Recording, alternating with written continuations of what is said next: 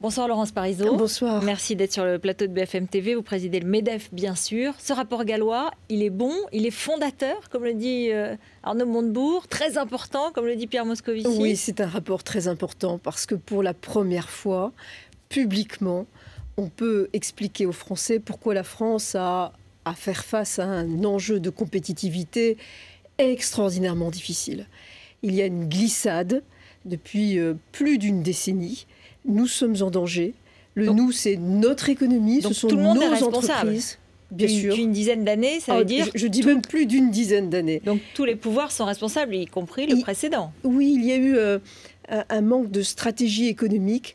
Alors, au fur et à mesure des gouvernements, il y a eu quelques initiatives tout à fait utiles, tout à fait décisives. Je pense, dans la majorité précédente, tout ce qui a été fait, par exemple, en matière de crédit impôt recherche ou de réforme de la taxe professionnelle.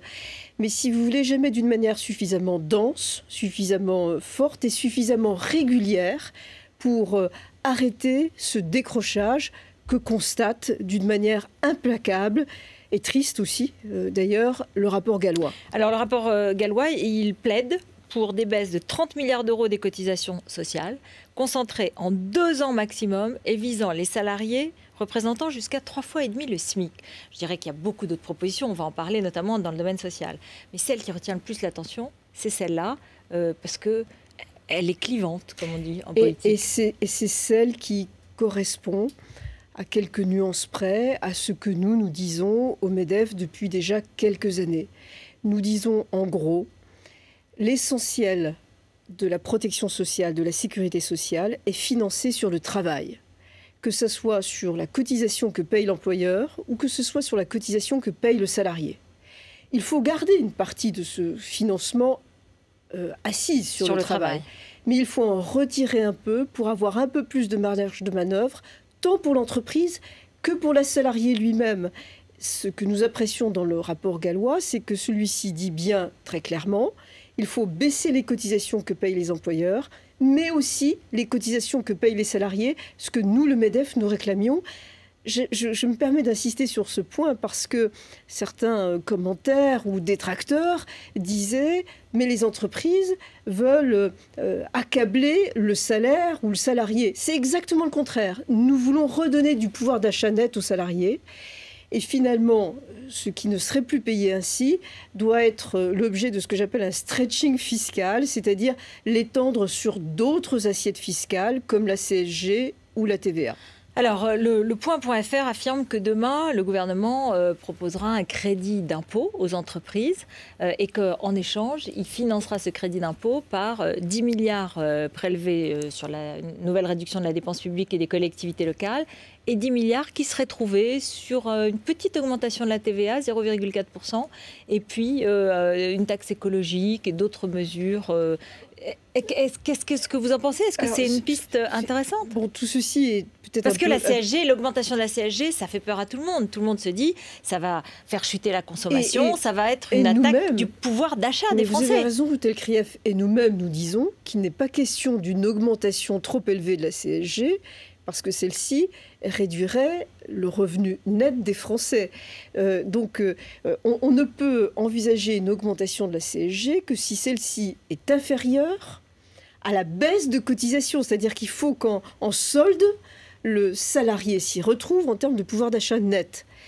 Alors, est-ce qu'il y a d'autres choses à faire? Oui, vous évoquiez ce qui est peut-être... ce qui sera peut-être dit demain par le gouvernement, une baisse des dépenses publiques, c'est indispensable. Notre pays a le taux de dépenses publiques par rapport au volume de richesse qu'il crée, le plus élevé de l'Union européenne. Donc ce n'est pas tenable.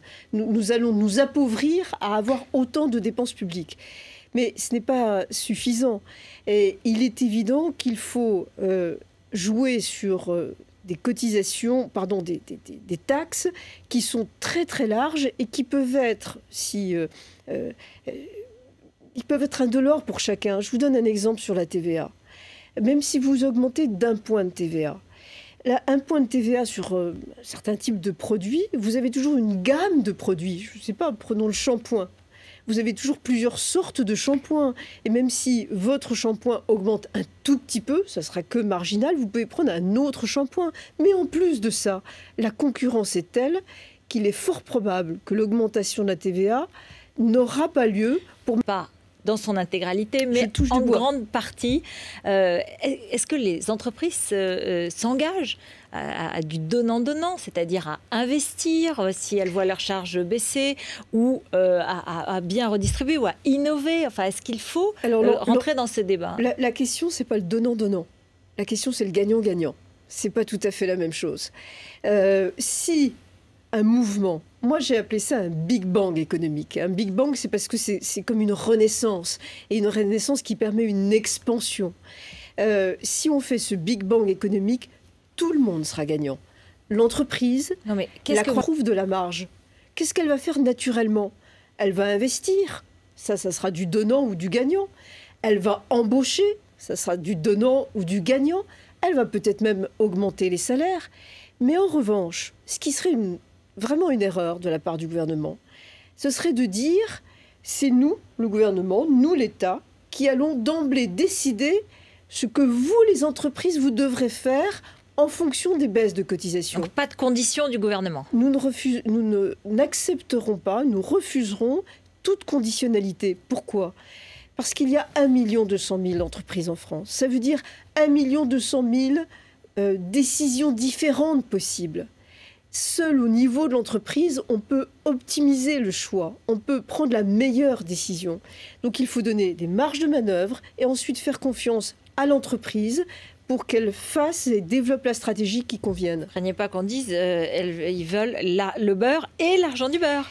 Quel engagement en échange? Écoutez, le CRIEF, c'est exactement parce que depuis plus de 10 ans, je dis même 12 ans, tous les gouvernements, de droite et de gauche, à chaque fois qu'ils ont l'intention, même avec la meilleure volonté du monde, de faire quelque chose, mais parce qu'ils le font avec ces sortes de conditionnalités, qu'on arrive à des usines à gaz, je dirais même des usines à gaz de schiste première génération, qui aboutissent à des situations bloquées, des situations d'immobilisme et des situations dans lesquelles nous nous retrouvons aujourd'hui en retard par rapport à tous nos pays compétiteurs. Avant de parler de l'aspect social, en un mot, le gaz de schiste, vous regrettez que Matignon ait déjà annoncé qu'il renoncerait à toute exploitation? Mais c'est absolument désolant. C'est désolant pour 2 raisons. Parce qu'une réponse aussi rapide, c'est comme dire non à la science. Comment dans notre pays, le pays de Descartes, le pays des Lumières, le pays des grands chercheurs, le pays des prix Nobel de physique, on interdit un débat qui permettrait de faire avancer la science. Deuxièmement, c'est tout à fait désolant parce que nous ne connaissons même pas le montant des réserves. L'Angleterre vient de faire une évaluation. L'Angleterre dispose de réserves considérables. Je ne dis pas qu'il faut utiliser les techniques actuelles, mais ce que nous savons, c'est que les techniques actuelles sont déjà en train d'évoluer d'une manière considérable et qu'il y a même des entreprises... On doit au moins chercher. Je vous propose d'écouter sur la dimension sociale Louis Gallois, justement, parce qu'il a beaucoup insisté là-dessus. On va l'écouter. Nous avons besoin que se noue une sorte de pacte social qui est en fait le véritable socle du pacte pour la compétitivité de l'industrie française. Cela suppose beaucoup de dialogue, beaucoup de débats, et en particulier que le dialogue social à tous les niveaux, celui des entreprises, celui des branches, au niveau régional, au niveau national, que ce dialogue social trouve un nouveau dynamisme, un nouvel élan. Alors, que répondez-vous? Vous êtes prête? Plus que ça, quand nous avons fait nos propositions, il y a déjà 1 an, au moment de la campagne pour l'élection présidentielle, nous avons parlé du nouveau pacte fiscal et social. Donc l'expression dite cet après-midi par Louis Gallois, c'est la nôtre et c'est aussi celle du président de la République. Et bien sûr que nous voulons travailler avec les organisations syndicales. Vous savez qu'en ce moment, Vous avez une négociation, bien sûr. Nous avons une négociation qui porte à la fois sur la sécurisation des parcours professionnels et sur la flexibilité. Cet ensemble fait partie d'ailleurs de la compétitivité hors prix de notre pays. Justement, là-dessus, par exemple, la CGT dit que vous avez des positions inadmissibles. Et la CGT aime avoir des termes radicaux. Je pense que nos positions ne sont pas du tout inadmissibles. Nous acceptons non seulement leur vocabulaire, mais leur concept, quand ils nous parlent de sécurisation des parcours ou même de sécurité sociale professionnelle, pour rassurer, mieux former aider les salariés quand ils doivent passer d'un métier à un autre, d'une entreprise à une autre. Moi, je voudrais qu'en échange, les organisations syndicales acceptent nos propres besoins et nous avons besoin de souplesse, d'adaptation. Vous êtes optimiste ? Pour faire face. Alors, par nature, je le suis. Je pense que nous avons au moins une chance sur deux d'aboutir. Est-ce que dans cet esprit, vous allez aussi accepter ce que propose le rapport Gallois, c'est-à-dire nommer des représentants des salariés au sein des conseils d'administration ou de surveillance des grandes entreprises qui prendraient part aux décisions, à l'instar de ce qui se fait en Allemagne ? C'est très étonnant comme proposition, parce que tout d'abord, dans toutes les entreprises françaises qui ont un conseil d'administration et qui ont plus de 50 salariés, il y a des représentants du personnel qui participent au conseil d'administration.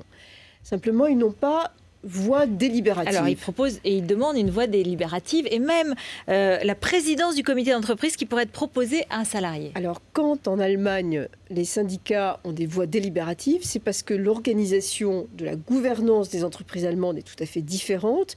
Il y a d'un côté un conseil de surveillance, de l'autre un directoire. Les syndicats de salariés n'ont vraiment la voix délibérative que dans le conseil de surveillance.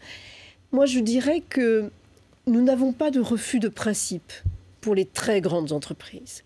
Mais pour cela, il faut que les syndicats français évoluent sur le mode du syndicalisme allemand, c'est-à-dire dans une logique vraiment réformiste, dans une logique, je dirais, lucide face à la compétition mondiale, et qu'ils nous démontrent qu'ils sont capables de signer des accords comme ce qu'ils ont fait en Allemagne depuis déjà pas mal d'années, notamment à l'époque de Gerhard Schröder. Est-ce que vous ne serez pas plus sévère avec le gouvernement de Jean-Marc Ayrault et François Hollande qu'avec Nicolas Sarkozy ? Par exemple, il n'a pas vraiment fait la compétitivité. Même la TVA anti-délocalisation, elle était prévue pour octobre, non, mais bien après l'élection. Je ne suis sévère ni avec l'un ni avec l'autre. Nous ne sommes pas partisans. Nous défendons l'intérêt économique supérieur de notre pays. Quand le gouvernement précédent avait des bonnes idées, je parle encore une fois du crédit impôt recherche, nous l'avons salué. Quand il avait des idées qui étaient contraires à l'intérêt économique du pays, comme par exemple le partage des profits en 3/3, je l'ai combattu avec la plus grande fermeté. Le rapport Gallois est une initiative du président François Hollande. Je salue cette initiative, mais cette initiative ce soir, c'est un premier pas. Demain, nous aurons un deuxième pas et il faudra voir demain si le deuxième pas, puis ensuite le troisième pas, conviennent bien effectivement à l'avenir de nos entreprises. Merci beaucoup Laurence Parisot, merci d'être venue sur le plateau de BFM TV. C'est le 20h d'Alain Marchal, Thomas Misraki, et je vous retrouve avec Olivier Mazerolle.